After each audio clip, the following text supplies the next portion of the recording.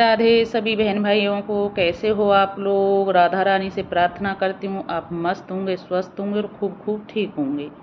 गर्मी बहुत पड़ रही है मेरे बहन भाइयों, और गर्मी में खुद का भी ध्यान रखो और तुम्हारे जो माता पिता हैं बड़े बूढ़े उनका तो बहुत ही ज़्यादा ध्यान रखो, क्योंकि देखो कहते हैं ना, माँ बाप की सेवा आप लोगों ने कर ली तो समझ लो भगवान को पा लिया। और एक बार माँ बाप चले जाते हैं तो कभी नहीं आते, और वही पछतावा रह जाता है, काश हम ऐसा कर लेते, काश हम वैसा कर लेते।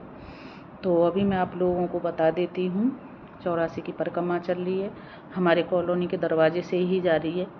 तो हमें जैसा मौका मिलता है तो हम सेवा पानी जैसा मौका मिलता है कर ही लेते हैं, और सबको करना चाहिए।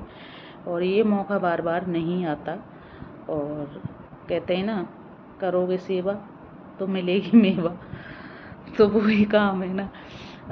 तो मैं बताती हूँ कुछ सासों की कहानी।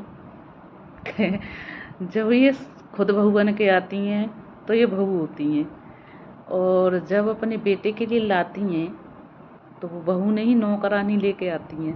ना तो बेटा उससे बात करे, ना बेटा उसके साथ हंसे बोले, क्यों उनको इतनी जलन होती है कि इससे हंस क्यों रहा है, बोल क्यों रहा है।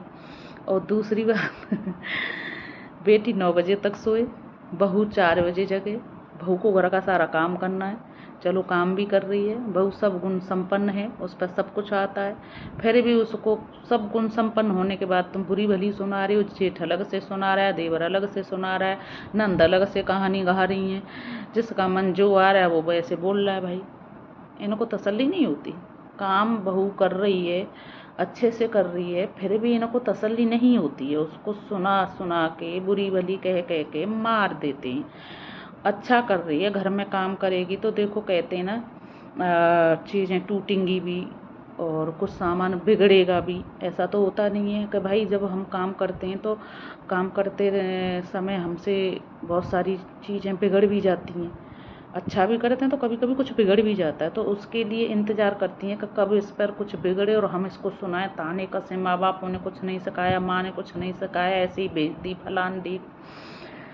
भाई मैं एक चीज़ कहूँगी, सासों से हाथ जोड़ करके रिक्वेस्ट है भाई, जिस दिन आप बहू में और बेटी में कि ये बहू है ये बेटी है, ये फ़र्क करना बंद कर दोगी ना, उस दिन सारे घर टूटना बंद हो जाएंगे।